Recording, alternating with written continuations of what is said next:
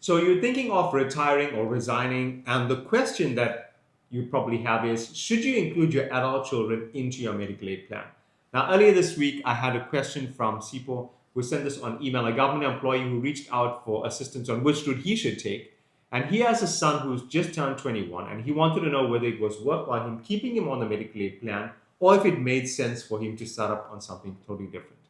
Hi, I'm Dhevan Naicker, your go-to specialist for retire or resigning from government employment, and I help government employees like yourself navigate these critical decisions when it comes to retiring and resigning, especially when it comes to managing your benefits and securing your financial future. Now, Sipo's question is quite an important one because including your kids in your medical aid can provide them with valuable protection, especially if they don't have their own coverage yet. But resigning or retiring can have different financial consequences, such as higher premiums for them. Obviously, we have to consider things like your subsidy. So, how would you know whether it's the best option to do that? Now, in this video, I'm going to be breaking down the key factors that you should be looking out for. Make sure that you watch until the end of this video because some of these elements are brand new for members, and I've seen members making these mistakes previously. So, I want to make sure that you get this done correctly. As a quick reminder, if you've not already done so, hit the subscribe button so you're able to access these videos as soon as we produce them.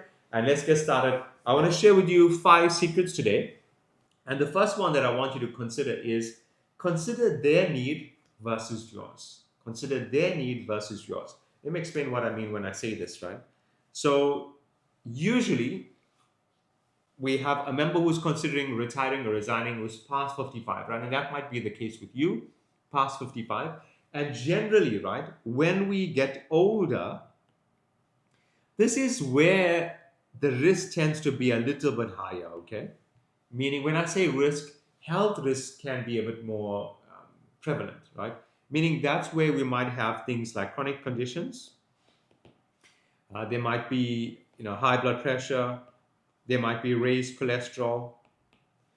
There might be diabetes.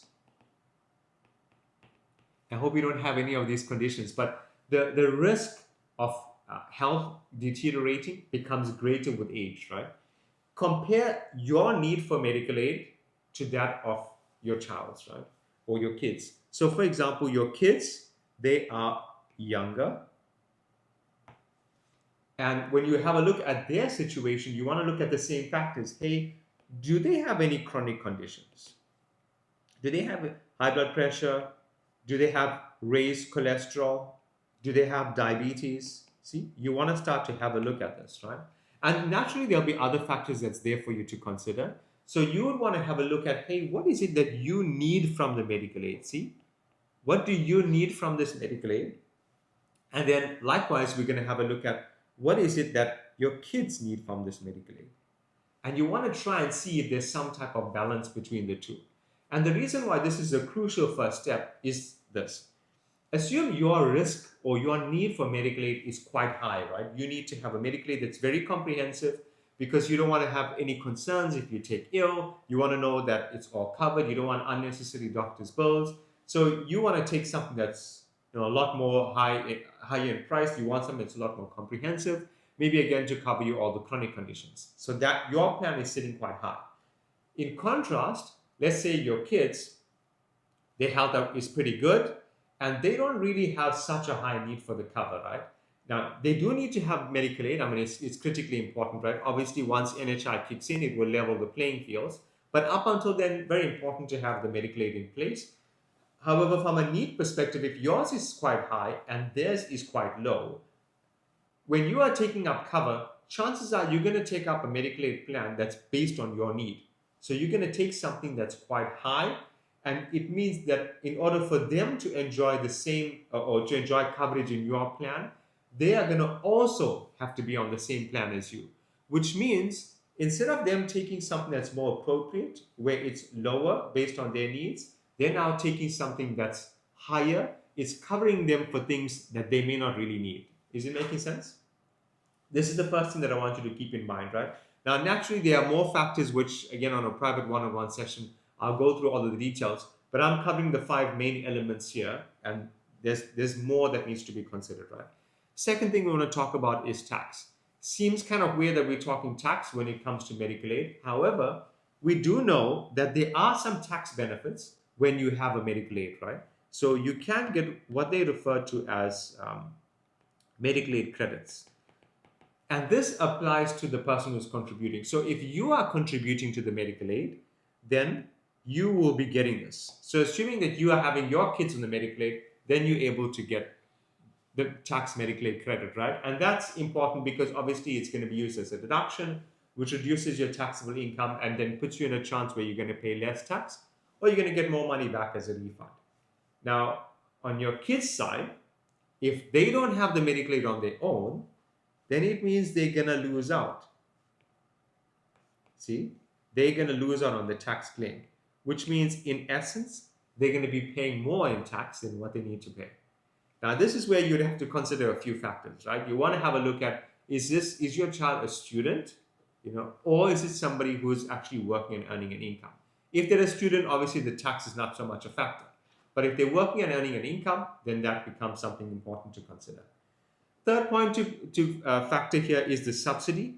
Now, this is a pretty easy one because from a subsidy perspective, you know that the subsidy is available if you had to retire. However, if you are aiming at resigning, there is no subsidy in place. You want to factor this, but also factor how much the subsidy is.